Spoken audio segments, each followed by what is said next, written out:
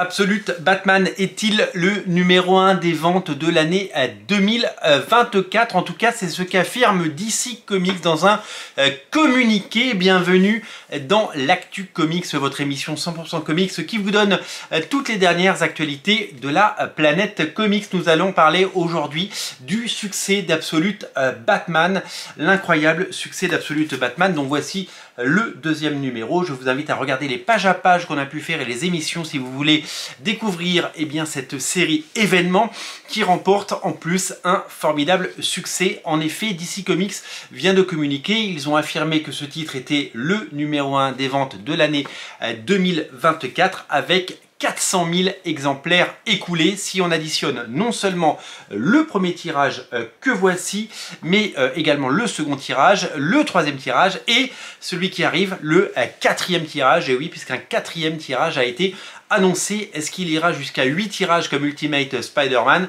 Eh bien, l'histoire le dira, surtout qu'on peut rajouter encore un tirage puisque est sortie une version noir et blanc du même épisode, donc sans les couleurs, avec juste les textes. On voit encore plus la beauté du trait de Nick Dragoda et sa filiation avec David Mazzucchelli, puisque c'est clairement le fils spirituel de David Mazzucchelli sur Batman Year One. 400 000 exemplaires, c'est un chiffre pharaonique, un chiffre incroyable, puisque vous le savez, d'habitude un titre comme Batman vend quand ça va bien, quand il y a un numéro anniversaire et quand les planètes sont alignées, autour de 100 000 exemplaires. Ces dernières années, on a manqué de chiffres, puisque depuis le Covid, il y a plusieurs distributeurs qui se partagent le marché. Avant, tout était regroupé chez le même. On arrivait à comparer et on arrivait à avoir des chiffres, notamment sur le site icv2.com, site de référence sur lequel on pouvait découvrir tous les mois les ventes, avec donc un titre Batman qui oscillait entre 80 000 et 100 000 exemplaires et qui était toujours dans le top 5 ou le top 10. Donc ça, c'est pour la série régulière Batman. Sortir un titre avec 400 000 exemplaires, c'est tout simplement énorme, et évidemment c'est fantastique. Alors évidemment on est loin des chiffres qui étaient dopés à coup de variant cover et de spéculation dans les années 90. On est encore très loin des records de X-Men numéro 1 qui s'est vendu à quasiment 9 millions d'exemplaires, de X-Force numéro 1, 5 millions d'exemplaires, de Spider-Man numéro 1, 2,5 millions d'exemplaires. On est loin de Spawn numéro 1, 1,7 million d'exemplaires, mais on est quand même sur des chiffres qui en 2024 sont conséquents, puisque c'est tout simplement le numéro 1. Derrière, d'autres titres, puisque on le sait, ont marché, puisque les Tortues Ninja numéro 1 par Jason Aaron, vous savez, la nouvelle série Tortue Ninja, Teenage Mutant Ninja Turtle TMNT aux États-Unis, scénarisée par Jason Aaron, c'est vendu à plus de 300 000 exemplaires. On pensait que ce serait le comics numéro 1, c'était sans compter sans Absolute Batman qui lui donc frôle et dépasse largement les 400 000 exemplaires sur l'ensemble de ses tirages, bien entendu. Et donc c'est un formidable succès qu'il faut applaudir dès demain. Pari réussi pour DC Comics qui voulait relancer l'intérêt de Batman et qui voulait faire de ce titre un succès qui va au-delà de toutes les espérances de tout le monde. Alors DC Comics a décidé de communiquer là-dessus et d'affirmer, parce que personne ne peut les contredire, que c'était le titre numéro 1. Mais ni dans le communiqué de DC, ni dans les articles dans la presse, notamment tous ces sites américains qui parlent de comics à longueur de journée, Bleeding Cool en premier, qui est un site anglais d'ailleurs, Bleeding Cool, ils ont tous parlé de ça, mais personne n'a mis en perspective et n'a challengé ces chiffres, puisque nous le savons, en janvier est sorti le premier numéro de Ultimate Spider-Man. Ultimate Spider-Man qui a cartonné, qui a été sold out très vite pour son premier tirage. On ne connaît pas les chiffres, ils n'ont pas été communiqués par Marvel. Mais il y a eu un second tirage, un troisième tirage, il y en a eu 8 des tirages. Si on admet que le premier tirage était autour de 100 000 exemplaires, on peut très largement imaginer que le titre s'est vendu au-delà des 200 000 exemplaires, peut-être au-delà des 300 000 exemplaires, nul ne le sait. Il n'y a que le contrôleur de gestion de Marvel Comics qui pourra nous le dire, et en tout cas celui qui passe les commandes à l'imprimante, à l'imprimerie, et simplement l'imprimeur. On n'a pas de données, on n'a pas de data, puisque Marvel ne communique pas sur ces volumes. Peut-être qu'ils auront une fois qu'on sait ça, envie de communiquer sur les chiffres. Si ces chiffres ont dépassé, ils pourront peut-être faire un deuxième communiqué en disant, ben ouais, ok, vous étiez numéro 1 avec 400 000 exemplaires, ben nous on en a vendu, je sais pas, 500 000. Mais pour le moment, on ne sait pas. Donc si Marvel ne réagit pas, c'est peut-être que 1, ils s'en foutent, 2, qu'ils ont autre chose à faire, 3, que eh bien, ces chiffres ne dépassent pas. Mais on peut imaginer que les chiffres de Ultimate Spider-Man sont conséquents, parce que 8 tirages, c'est pas rien. Ça montre le succès sur la durée et l'intérêt pour cette série qui continue de régaler les fans. Donc tant que Marvel n'aura pas communiqué, on ne pourra pas challenger ces chiffres, et en tout cas cette affirmation qui dit que Absolute Batman est le numéro 1.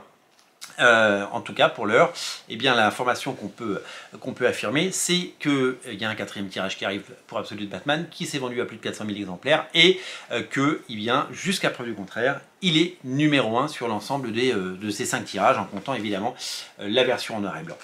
Ça fait du bien au marché, ça fait du bien aux vendeurs de comics en France, ils sont peu nombreux en France, vous le savez, à vendre de la VO, mais quand même, ça fait du bien au marché dans sa globalité. Les retailers, les vendeurs de comics aux États-Unis doivent se frotter les mains parce que c'est un comics qui coûte quand même 5 $, 5 €, et donc eh bien, ça fait du chiffre d'affaires. Et quand on sait que les libraires souffrent partout dans le monde, aux États-Unis et en France, et que le marché des comics a un coup dans l'aile et qu'il fallait une réaction forte de la part des éditeurs, que ce soit Marvel et DC, eh bien on ne peut qu'applaudir, d'autant que cette série, vous le savez, en accompagne d'autres, puisqu'il y a eu le Absolute Superman, le Absolute Wonder Woman, et qu'il y a d'autres séries absolutes qui arriveront, et que ce succès va permettre de créer un rendez-vous. Les gens vont venir et revenir une fois par mois pour acheter les seconds numéros, pour acheter la suite. C'est vrai, on va perdre des gens en route, parce qu'il y a eu plein de variantes cover pour le premier numéro, on va perdre des lecteurs, vous savez, il y a cette attrition qu'on appelle, attrition naturelle des lecteurs, beaucoup de lecteurs pour un numéro 1, beaucoup moins pour un numéro 2, et puis ça diminue de numéro en numéro. C'est très très rare que la courbe s'inverse.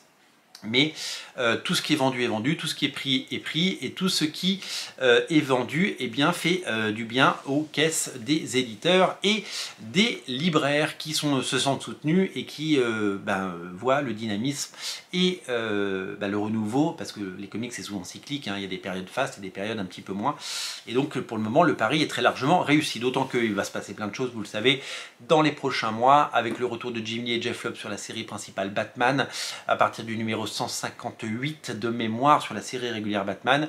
On va aussi avoir un énorme coup sur la table, et ils vont frapper fort, puisque c'est un numéro qui pourrait lui aussi tutoyer les cieux et tutoyer les sommets de la production. On peut imaginer qu'un titre avec Jim Lee, avec les couvertures variantes qui vont être proposées, et puis toutes les couvertures, vous le savez, proposées par les grosses boutiques aux États-Unis comme Midtown Comics par exemple, ou Mile High Comics, toutes ces boîtes qui ont droit à leur propre variante parce qu'ils ont suffisamment de quantité pour pouvoir passer ça. Eh bien, ça risque de frôler les 400 000 sans problème, peut-être 500, on verra, l'histoire le dira. Est-ce que Jim Lee, 30 ans après les X-Men, peut refaire un énorme coup en revenant sur Batman? Eh bien, ça fera du bien au marché et on le découvrira dans les prochains mois. Pour l'heure, applaudissons ce succès. Ce titre arrivera en France, vous le savez, en 2025 chez Urban. On aura le temps d'en reparler quand on connaîtra les modalités, quand on connaîtra la date de sortie. Mais le premier arc faisant 5 numéros, il y en a déjà 2 qui sont sortis aux États-Unis. On sait que dans 3 mois, le matériel nécessaire pour faire le premier album en France sera disponible, et donc on peut très largement imaginer une sortie au premier semestre 2025. Voilà pour ce succès qu'il faut saluer et applaudir, un succès qui est le bienvenu et qui en appelle d'autres. On en reparlera bien entendu dès qu'on aura des informations et qu'on pourra vous communiquer ces informations marché qui font du bien aux oreilles et qui nous disent combien ce marché est dynamique et combien ce phénix sait renaître de ses cendres à chaque nouvelle ère éditoriale.